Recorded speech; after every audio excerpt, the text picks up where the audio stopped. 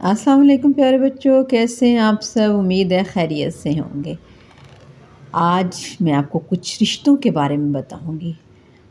आपकी अम्मी अब्बू, उनके ख़ानदान होते हैं ना। अम्मी का एक ख़ानदान होता है, एक अब्बू का ख़ानदान होता है।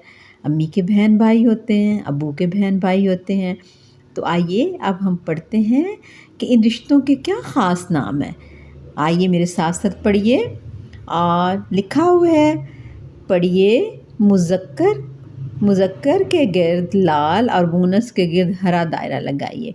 मुज़क्कर कहते हैं मर्द हजरात को जो मेल होते हैं, और मुअन्नस कहते हैं फ़ीमेल को, ख़वातीन को। ठीक है, इस तरह देख लीजिए। पढ़िए। दादा जान अब्बू के अब्बू हैं।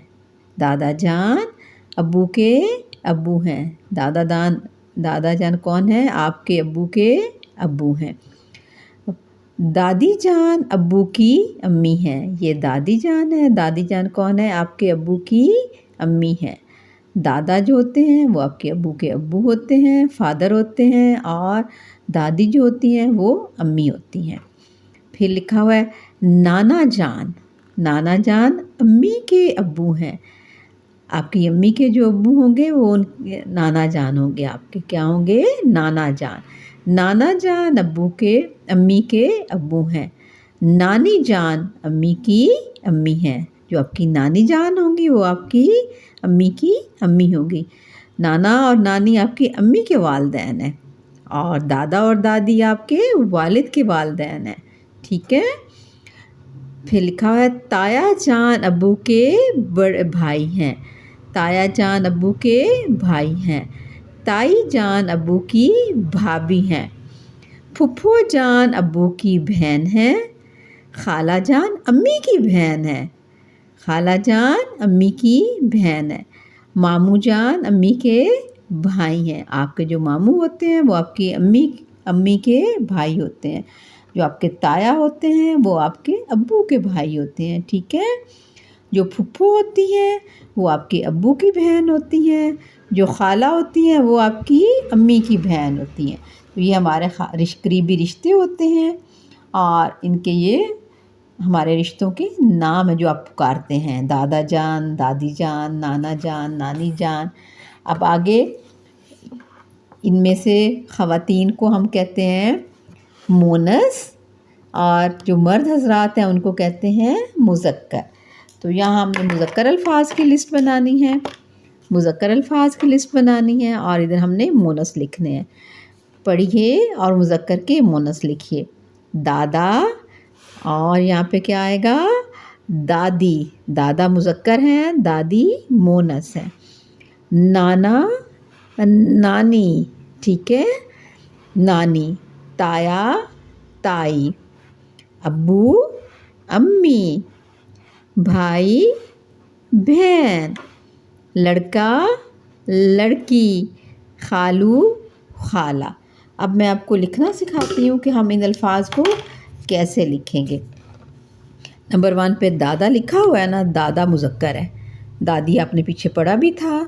अब आपने इसको लिखना है। यहाँ पे दादी आप दाल अलिफ दा वैसे ही लिखेंगे। ये दाल अलिफ दा, और छोटी अलिफ की आवाज़ आ होती है। अलिफ की आवाज़ आ होती है। दा दा। जब हम दादी कहेंगे तो हमारे पास ई की आवाज़ आएगी। ई की आवाज़, छोटी ये की आवाज़ ई की आवाज़ होती है, तो हम बनाएंगे दादी। दादी। अलिफ की बजाय हमने क्या लिखा? छोटी ये, तो बन गया दादी। यहाँ पे आप दादी लिखेंगे। दादा, दादी। नाना, नाना, नानी। इसी तरह ना लिख के नून अलिफ ना। फिर ये ना की आधी शक्ल लिख के साथ छोटी ये जोड़ेंगे। ये नून की आधी शक्ल, अलिफ हटा देंगे, और इसकी जगह पे हम छोटी ये लगा देंगे, तो लफ्ज़ बन जाएगा नानी। दादी, नानी। दादी, नानी। ठीक है। ई की आवाज़ आती है छोटी ये की, नानी।